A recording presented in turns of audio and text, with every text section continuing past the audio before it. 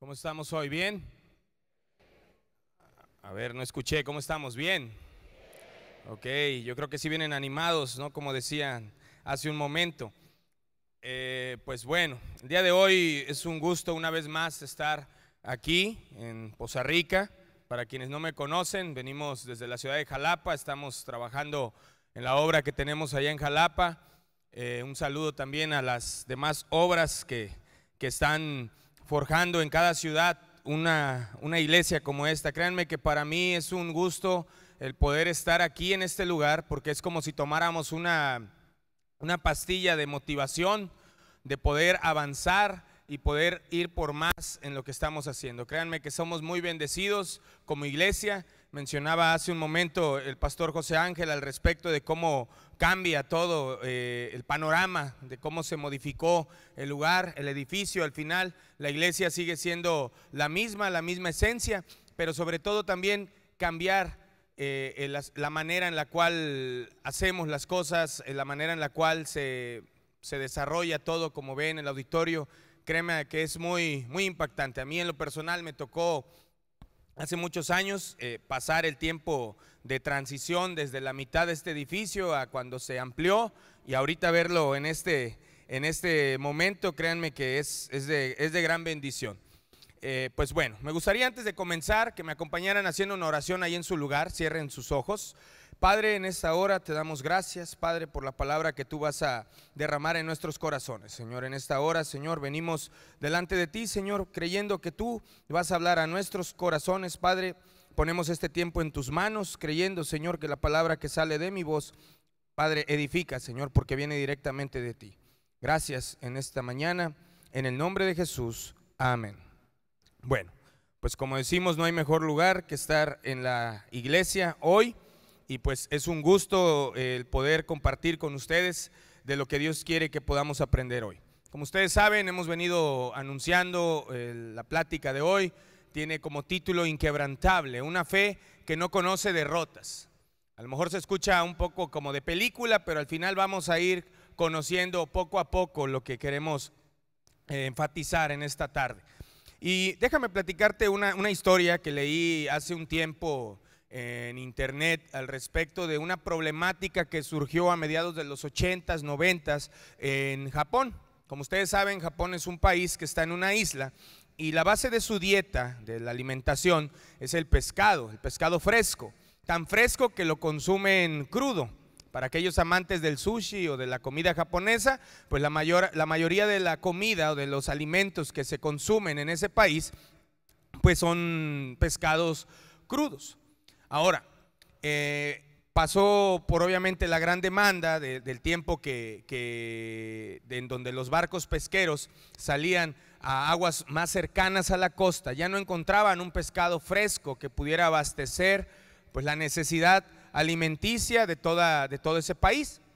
Entonces comenzaron a buscar alimento en aguas más profundas. Obviamente, al ir a aguas más profundas tuvieron que adaptar los barcos, los buques pesqueros, para poder traer ese pescado hacia las costas japonesas. Entendiendo todo esto, pues lógicamente al salir más lejos de la costa implicaba ocupar más días de los considerados para poder traer el alimento a los japoneses, por lo cual ellos implementaron en estos barcos o adaptaron unos congeladores en donde el pescado que sacaban del mar lo colocaban ahí para que pudiera llegar lo más fresco posible a las costas de Japón, a donde lo comercializaban. Para todo esto, pues lógicamente con un paladar tan exquisito, que al final es la base de la dieta de todo japonés, como aquí cuando nos dan unos tacos en otro lugar. Acabo de mencionar, que hago paréntesis, Poza Rica tiene los mejores tacos de todo el país, eso es una realidad. Hemos ido a algunos otros lugares y pruebas un taco y no es lo mismo, falta la crema, ¿verdad? En muchos lugares.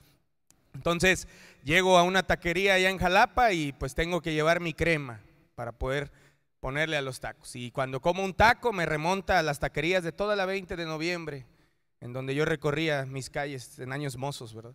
Pero bueno, es un paréntesis nada más para hacer mención de cómo los japoneses distinguían el sabor del pescado. Ahora, cuando sucedió este tema o esta situación, pues ellos empezaron a hacer pues alguna lluvia de ideas para poder dar solución a esta problemática, por lo que implementaron unos contenedores o unos tanques dentro de los barcos o de los buques, para que cuando sacaban los peces los mantenían vivos dentro de los estanques.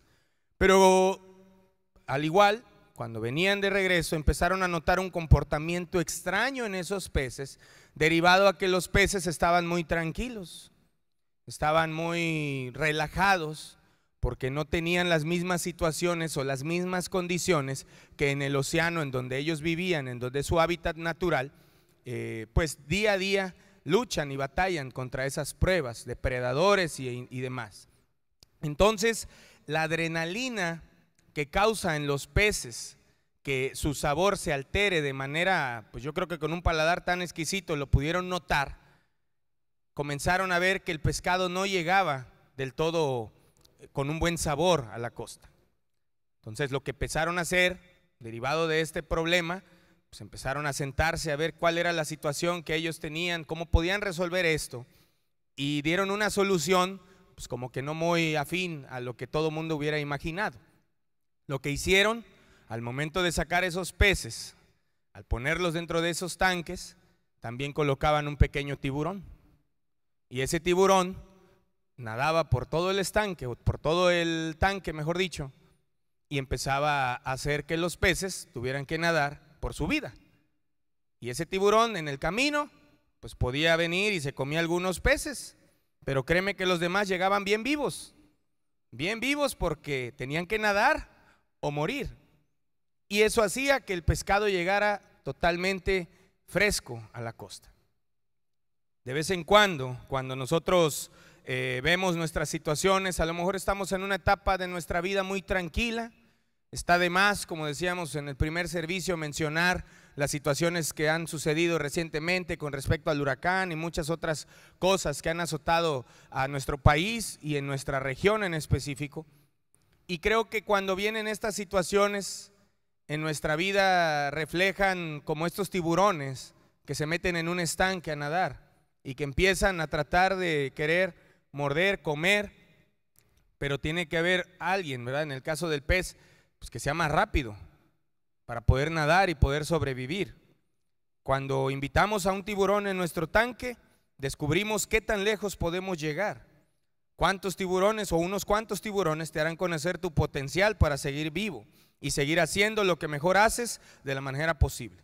Si ya están ahí en tu tanque, si ya están ahí en tu vida, trasládalo a que esos tiburones se convierten en pruebas, circunstancias, batallas que día a día vamos a lidiar.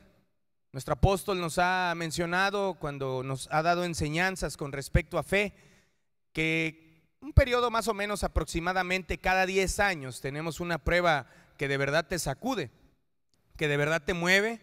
Cada 10 años se mete un tiburón grande a tu tanque a querer comer la paz, a querer comer tu vida. Y pensamos que en ese momento no hay una solución, pensamos que no hay una respuesta, que esa lucha la vamos a perder, pero como estos peces, que no te asusten los dientes de ese tiburón, que no te asusten sus trampas, hay que seguir alertas, fresco, porque siempre habrá circunstancias a donde vayamos. Dios nos lleva a poder avanzar, a poder seguir. No pidamos a Dios que guíe nuestros pasos si no tenemos la intención de mover nuestros pies. Ahí donde tú estás hoy, a lo mejor estás atravesando un tiempo difícil, un periodo en donde estás luchando con alguna situación, como muchos de aquí, cada quien a su nivel, algunos en una circunstancia mayor, otros en alguna otra situación, a lo mejor con alguna petición o algo que tú anhelas de parte de Dios, pero al fin y al cabo sigue siendo una lucha, algo por lo cual tú estás batallando hoy. Esas circunstancias te van a ayudar a crecer, que no te quiten la tranquilidad. Vamos a descubrir durante este tiempo cómo Dios pelea, cómo Dios trabaja por y por cada uno de nosotros, en tu vida, en la mía, y cada lucha es individual. No va a trabajar con mi vida como va a trabajar en la tuya, y viceversa, porque Dios es un Dios personal. Cuando nosotros vemos estas batallas de la vida, estas batallas en donde a todos nos llegan. Puede ser batalla de enfermedad, una dificultad financiera, un problema familiar o cualquier otra prueba. Al final tú sabes lo que tú estás atravesando, cada quien sabe la situación que está viviendo en cualquier circunstancia, cualquier momento. No son las batallas de la vida las que nos derrotan, sino nuestra reacción a las batallas lo que nos derrota. Estamos perdiendo una guerra antes de pelearla en nuestra mente. Cuando llega una situación a nuestra vida, comenzamos a hacer declaraciones, comenzamos a hablar, o a veces hay falta de fe. Pero déjame decirte que a pesar de que estemos rodeados, a pesar de que nos sintamos en esa afrenta en donde volteamos hacia nuestro alrededor y nos sentimos abrumados, Dios está luchando, Dios está dando la cara por ti.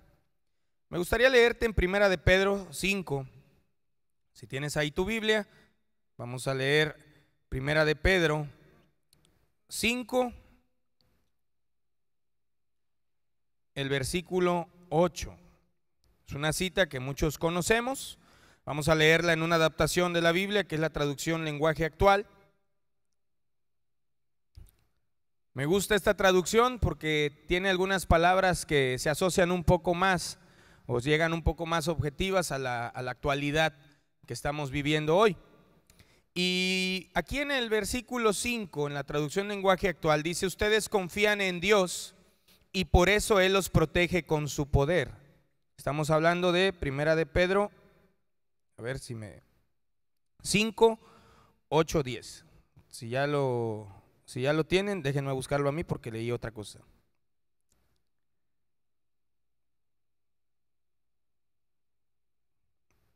Bueno, dice: estén siempre atentos y listos para lo que venga, pues su enemigo el diablo anda buscando a quien destruir, hasta parece un león hambriento. Resistan los ataques del diablo, confíen siempre en Dios y nunca duden de Él. Ya saben que en todo el mundo otros seguidores de Cristo están sufriendo como ustedes, pero después de que ustedes hayan sufrido por un poco de tiempo, fíjate la promesa que Dios te da: Dios hará que todo vuelva a estar bien. Dios hará que todo vuelva a estar bien y que ustedes nunca dejen de confiar en Él. Les dará fuerzas para que no se desanimen y hará que siempre estén seguros de lo que creen. Si tú terminas ese versículo, dice: recuerda que Dios los ha elegido por medio de Jesucristo para formar parte de este maravilloso reino.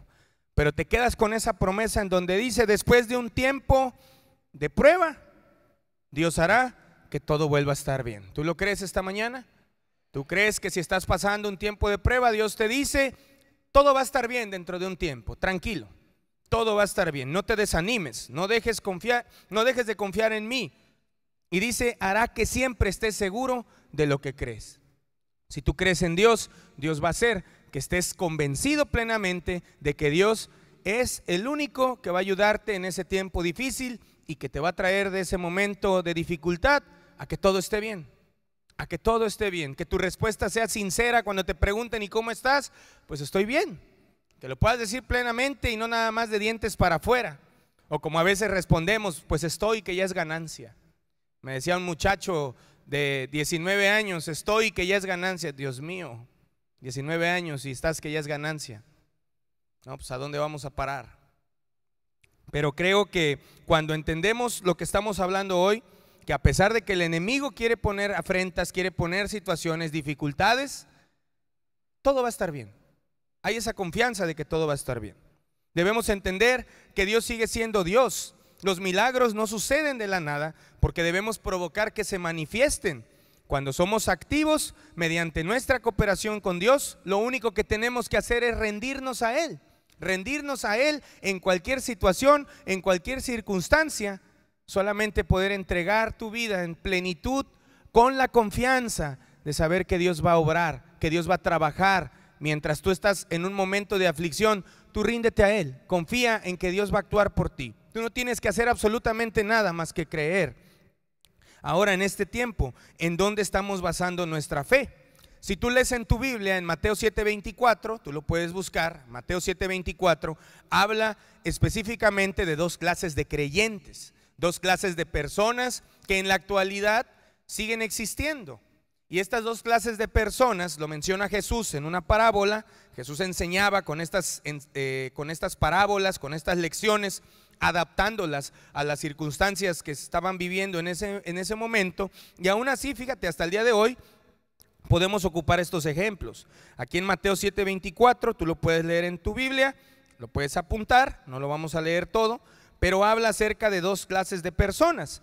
El que escucha, dice en el 24, el que escucha lo que yo enseño y hace lo que yo digo, es como una persona precavida que construyó su casa sobre piedra firme, que construyó su casa sobre un cimiento, que construyó su vida sobre un ancla firme que es Dios.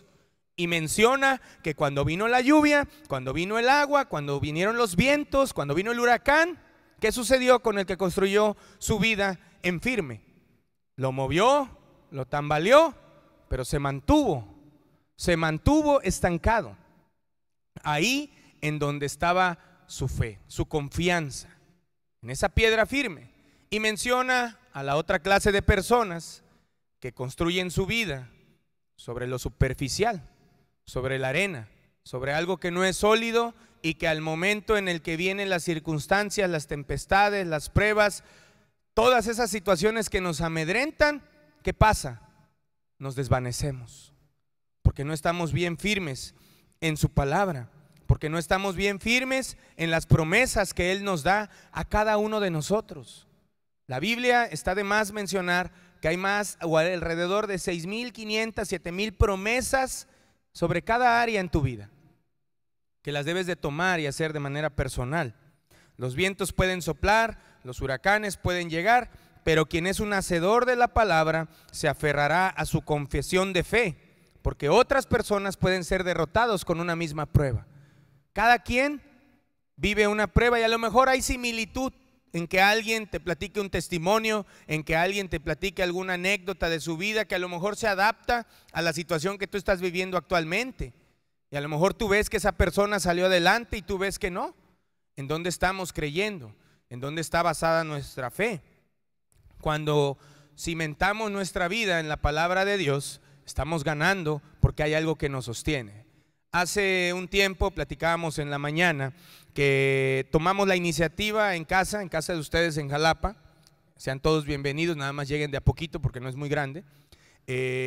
Tuvimos poder tomar tiempo para leer con nuestras hijas, tenemos 3 hijas, y mencionábamos que pues yo recordaba mis épocas de más joven, de adolescente, cuando el apóstol una vez me invitó a su oficina a poder leer el libro de Proverbios.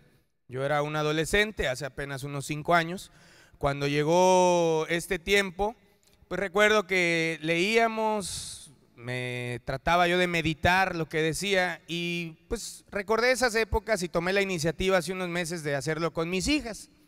Tenemos 3 niñas y empezábamos a leer, y si ustedes han leído el libro de Proverbios, cada capítulo, cada versículo por lo general inicia con consejos como: querido jovencito, querido joven, joven, escucha atentamente mis palabras, busca la sabiduría.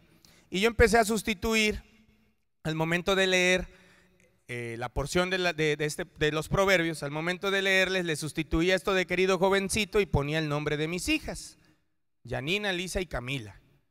Escucha atentamente mis palabras.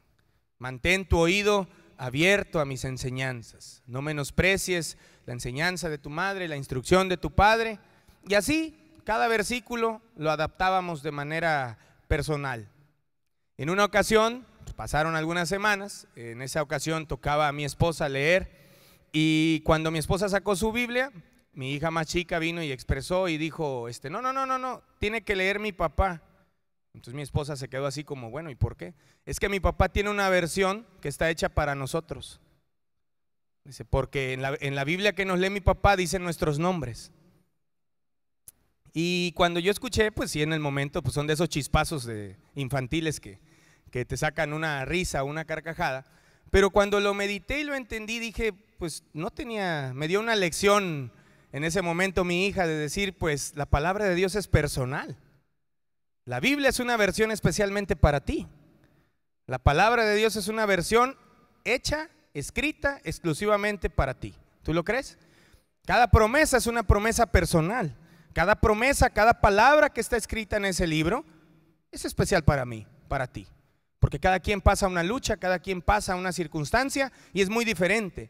Pero cuando lo hacemos personal, pude entender que sí, en efecto, hay una versión para cada quien. Hay una versión de la Biblia específica para ti, de su palabra. Y pues bueno, quería mencionártelo por el hecho de que muchas veces pensamos que Dios no nos habla, pero cuando leemos su palabra con entendimiento, creyendo que esa palabra que sale de ese libro de vida va a penetrar hasta lo más profundo de tu corazón, si tú lo haces personal, si tú esas promesas las reclamas para ti, ahí están escritas, ya fueron escritas.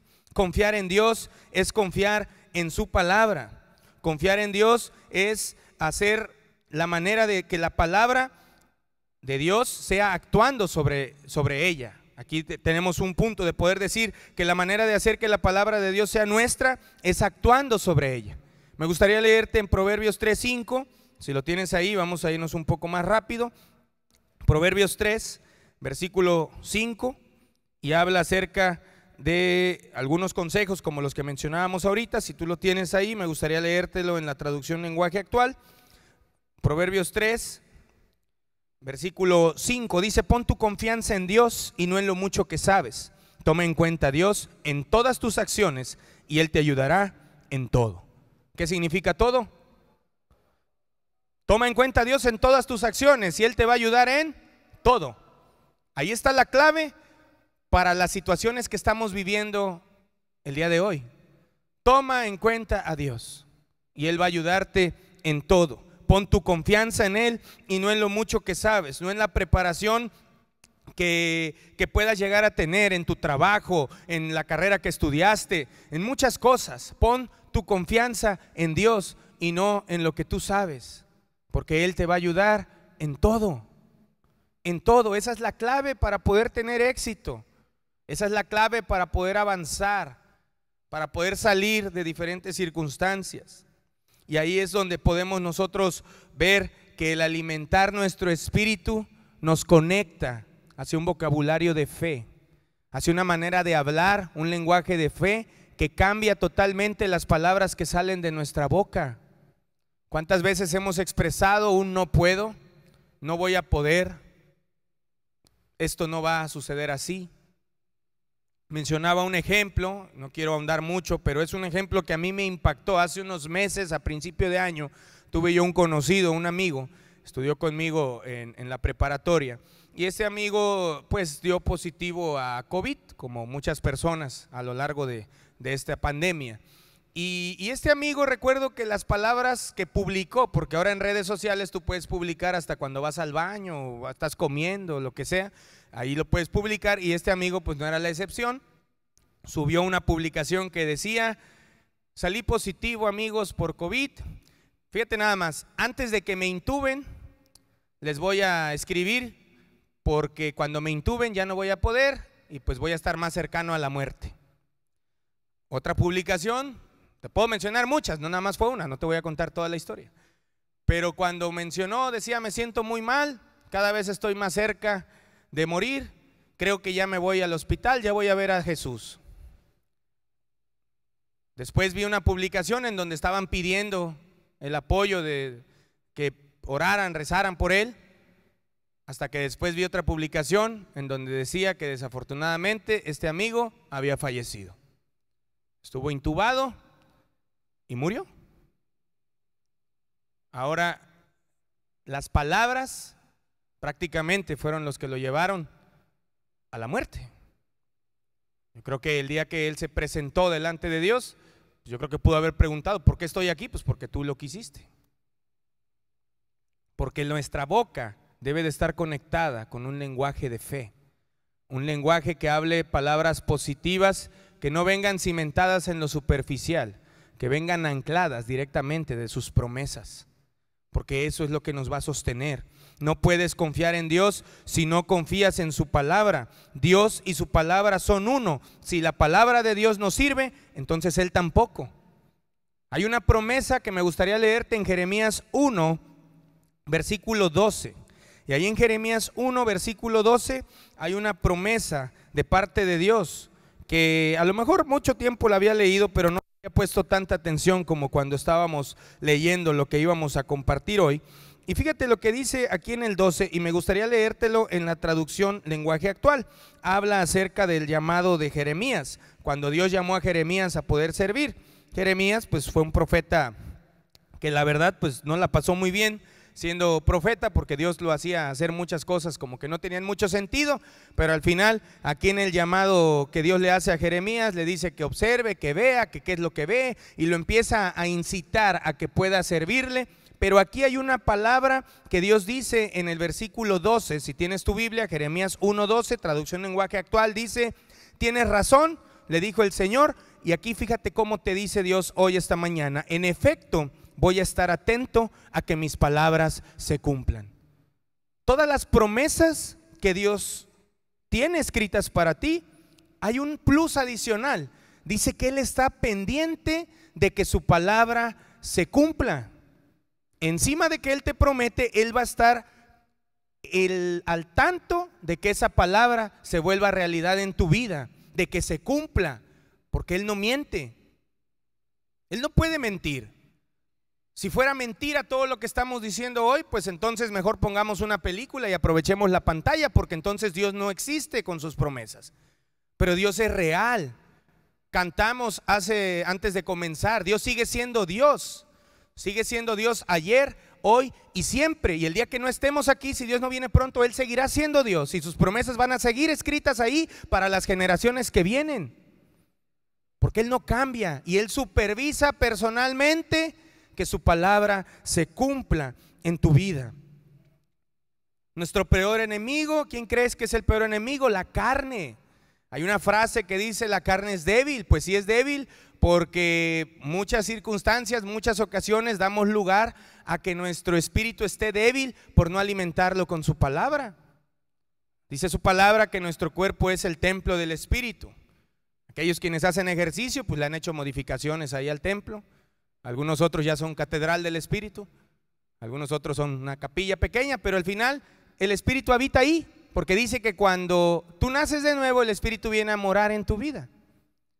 Y cuando entendemos que hay que fortalecer ese espíritu para que nuestra carne mengüe o sea la más débil, vamos a salir adelante de cualquier circunstancia, de cualquier situación, porque hay una conexión con su palabra en el lenguaje de fe que estamos hablando hoy. El razonamiento humano nos limita a nuestra propia habilidad. La manera lógica de pensar del ser humano nos va a limitar a no ver lo que Dios va a hacer, y que cuando venga esa lucha, cuando venga esa batalla delante de ti, cuando estés parado delante de un ejército numeroso que viene contra ti, el pensamiento lógico te va a llevar a soltar pensamientos, o mejor dicho, a soltar palabras como el famoso no puedo, no voy a poder, esto me va a rebasar, esto me va a derrotar. ¿Sí te has dado cuenta que hay una lucha en lo espiritual? Cuando tú hablas algo, siempre nos han enseñado que en el reino espiritual no hay bromas. Hay alguien que es el enemigo, que es el diablo, que está apuntando todo lo que sale de tu boca. Así como lo mencionó este amigo: me van a intubar, me voy a morir. Ah, mira, aquí está. No voy a poder, vas a cobrar tu dinero al cajero, a donde lo cobres, no voy a llegar al final de la quincena. ¿Y qué crees que pasa? Pues no llegas al final de la quincena. Y ahí está anotado: no voy a llegar. Nunca vas a cambiar, nunca vas a salir de eso. A los que tienen hijos jóvenes, eres un flojo, eres un bueno para nada. Palabras que están ahí, que las sueltan, y que empieza a escribir aquel que está acusándote todos los días, que cuando tú oras, pides algo, clamas, él viene y dice: espérame tantito, él está pidiendo que su hijo cambie, pero mira todo lo que le dice en la semana. Aquí está, él lo dice todos los días, tempranito, y se lo está recuerde y recuerde. Tu marido: es que tú no haces nada, no me ayudas en casa. Dice una frase que vi, ¿verdad? Que cuando un hombre te dice que lo va a hacer, no es necesario estárselo recordando 15 años. Él lo va a hacer algún día. Así que tengan fe, mujeres, anímense, crean. Palabra de Dios para todos. Cuando vienen las pruebas, las tormentas, decimos que no podemos, dudamos y confesamos nuestro temor, nuestra incredulidad y nuestras limitaciones, pero el lenguaje de fe te traslada y te remonta a sus promesas. ¿Qué dice Filipenses 4:13? Todo lo puedo en Cristo que me fortalece. Primera de Juan 4:4, lo puedes anotar. Mayor es el que está en ti que el que está en el mundo. Son promesas que están ahí puestas. Ahora, cuando nos rendimos a Dios y no a la adversidad, y para entrar al punto medular de lo que estamos hablando hoy, una de las maneras de hacer más atemorizante una situación o circunstancia es enfocarnos en la circunstancia en lugar de Dios. En lugar de buscar a quien puede ayudarnos en la circunstancia, nos vemos en el problema y solamente vemos el problema. Hay una frase que dice: no le digas a Dios que tienes un gran problema, dile mejor a tu problema que tienes un gran Dios. Y es básicamente lo que estamos mencionando ahorita. Y fíjate cómo menciona, no lo voy a leer todo en su totalidad, pero habla de que los moabitas, dice Josafat, vence a Moab y Amón. Después de esto, los moabitas, los amonitas y parte de los meunitas y todos los hitas que había ahí, hasta los chitas se llevaron, se unieron para atacar a Josafat.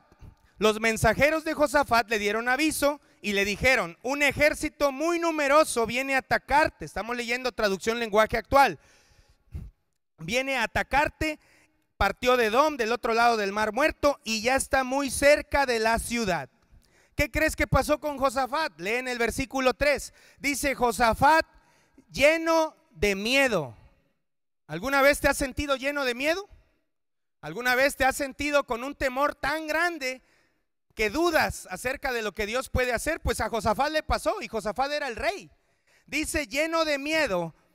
Aquí hay una clave.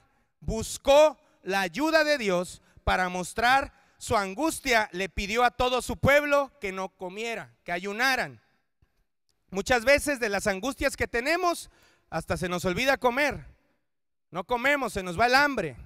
Hasta aquellos que nos gusta mucho comer se nos olvida porque estamos pensando, estamos angustiados, tenemos temor. Pero dice aquí, le pidió al pueblo que no comiera. De todas las ciudades de Judá llegó gente a Jerusalén a pedir la ayuda de Dios, y dice que oraron. Dice aquí en el versículo 6, es lo que decíamos con las preguntas para una fe que no se quebranta. Dios de nuestros antepasados, tú que estás en los cielos y dominas a todas las naciones de la tierra, la fuerza y el poder te pertenecen, nadie puede vencerte. Remontó a lo que Dios había hecho anteriormente y empieza a decir: tú expulsaste a los pueblos que antes vivían en esta tierra, tú nos llevaste desde Abraham, desde Egipto. Y tú puedes leer todos estos versículos en donde Josafat se presenta delante de Dios a recordar todo lo que había hecho Dios por su pueblo anteriormente. Y es lo mismo cuando tú y yo tenemos una situación difícil, venir delante de Dios y decirle: Dios, tú que me has ayudado, tú que nunca me has dejado solo, ayúdame una vez más en esta circunstancia. Porque él tenía miedo. Y fíjate, menciona aquí que todo el pueblo, Judá, vemos el 13, 14, pero dice que se levantó un sacerdote llamado Jaziel, hijo de Zacarías, ¿verdad? Y ahí menciona a todos sus hijos, a los antepasados de Jaziel, perdón. Dice: el Espíritu de Dios le dio este mensaje: Rey Josafat, estamos leyendo el 17, todos los que viven en Judá y Jerusalén, escuchen bien esto. Y es lo que Dios te dice hoy. Dios dice que Él peleará con ese ejército tan numeroso, así que no se alarmen ni tengan miedo. No te alarmes ni tengas miedo, porque Dios dice que Él va a pelear contra todas esas circunstancias que tú estés atravesando hoy. Dice: el día de mañana subirán por la cuesta de Cis, y le menciona todas las instrucciones.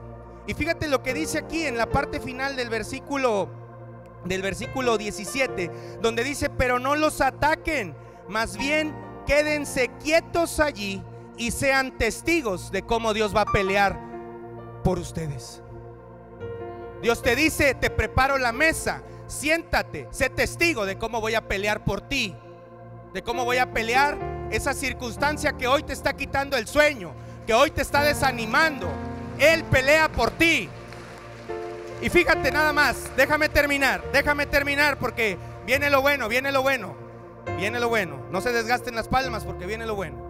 Dice: Josafat se puso de rodillas hasta tocar el suelo con su frente. ¿Tú alguna vez has tocado el suelo con la frente en alguna situación difícil? ¿Tú alguna vez te has puesto de rodillas, así como lo menciona aquí? Y dice que todos los que estaban con él se arrodillaron ante Dios y lo adoraron.